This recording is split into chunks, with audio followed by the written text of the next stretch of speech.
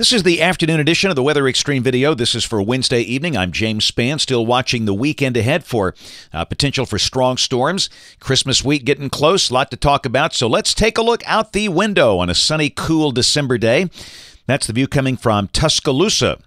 Looking east from the top of the Tuscaloosa County Courthouse, a cloudless sky there.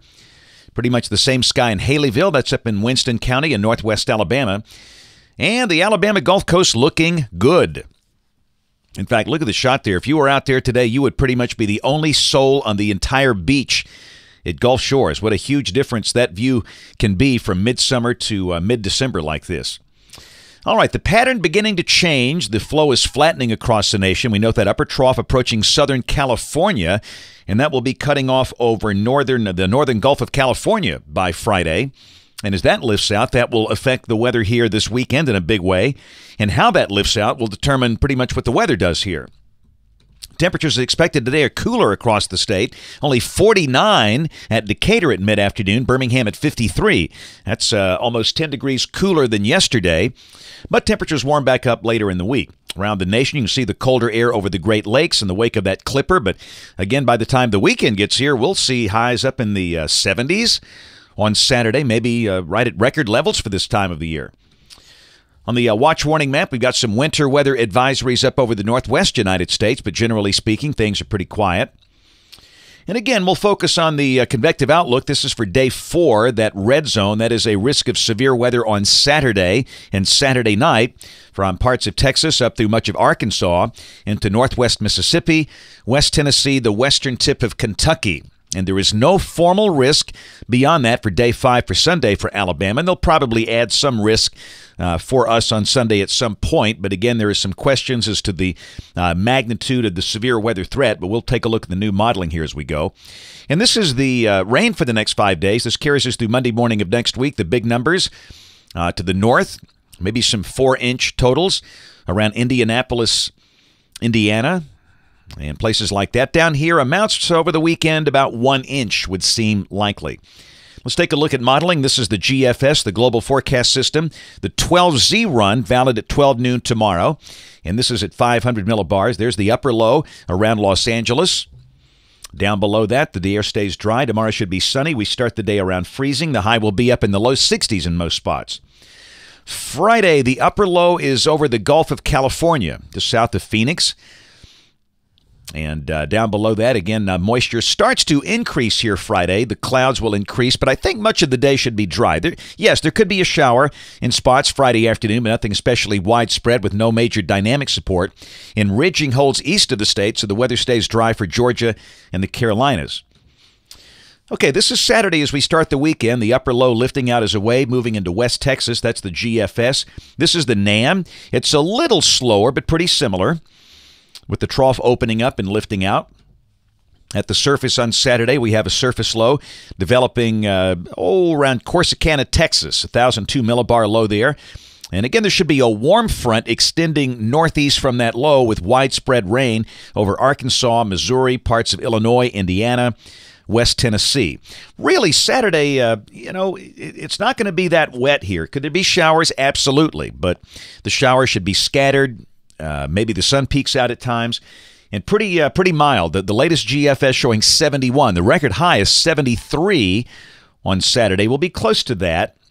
But again, I just don't think it rains a lot. So if you got something planned outdoors, it'll be warm and breezy, kind of cloudy-ish, maybe a shower or two, but not a washout at all. This is Saturday night at midnight. The surface low deepens around Cape Girardeau, Missouri, 996 millibars with thunderstorms active over West Tennessee and North Mississippi. But again, Alabama is still relatively quiet at that point. And then this is Sunday at noon. The surface low is all the way up to a point really north of Detroit, with a trailing front down into Alabama, with the showers and storms beginning to end over the northwestern counties of the state. And the GFS is coming around to being more like the European. It's slower now, suggesting this will be mainly a daytime event on Sunday. Just for fun, this is the European, valid at 6 o'clock Sunday evening, and it's got the showers and storms continuing over East Alabama, but it's over for the northwestern part of the state. So in terms of the timing, I'd say now the main window would be from maybe 3 a.m. until 3 p.m. Sunday. That kind of jives up nicely with both models. We'll take a look at the severe weather parameters, and we'll pick kind of 6 o'clock Sunday morning. The higher instability values, the Capes in excess of 750 joules per kilogram, are over southwest Alabama. Amounts up this way nearly 500 joules, and that's certainly sufficient for severe weather in the cold season. Winds aloft, this is the low-level jet at 850 millibars, about 5,000 feet off the ground. Still pretty impressive, although the higher wind speeds are now showing up north of Alabama, over parts of Tennessee, Kentucky, and Ohio. 80 knots up there. The velocities are 60 and 50 knots down here. Still, that could be enough for strong gusty winds along that line of storms. And you sure get the idea this might be a linear type event. Instead of cellular type convection, more like a line of storms, a squall line, or a QLCS, as it's called now, quasi-linear convective system. But certainly those winds could be transported down to the surface, and there could be enough straight-line wind in that line to maybe knock down some trees and power lines. And the shear values, this is the bulk shear between the surface and 925 millibars, still running at about 40 knots. That's sufficient for maybe some type of an isolated tornado threat, but I think the main threat here would be from strong winds within a squall line, with maybe a tornado or two embedded in that line.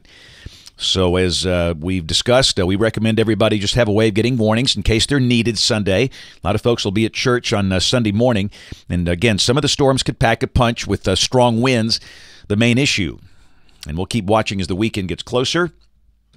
Here's Monday. We're colder and drier. Good cold air advection. The high will be at or just over 50 around here with a pretty good north breeze. Tuesday, Christmas Eve, we'll start the day in the 20s, probably mid to upper 20s. The high should be in the low 50s. And Christmas Day, Wednesday of next week, bright, sunny weather. Temperatures exactly where they should be in late December. Highs low to mid-50s, lows down in the low 30s.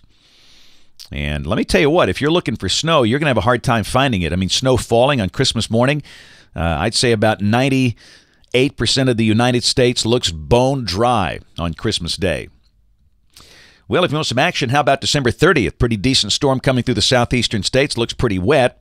This is New Year's Eve, December 31st. That looks wild and snowy over the northeast United States. And again, there's been some consistency in this idea, but it's, again, if you've got a trip to New York for the Times Square thing, whatever, it's way too early to, even be concerned about this. Just something to watch. And this is January 3rd. Looks like that would be kind of chilly for us. 540 line down to about Birmingham, just cold and dry and quiet. That's it for the Weather Xtreme video this afternoon. We'll have notes in the blog. Next video here by 7 o'clock tomorrow morning. If you can, catch us on ABC 3340 News this evening on the live stream or the television side at 4, 5, 6, and 10. Thanks for watching. Have a wonderful evening, and God bless.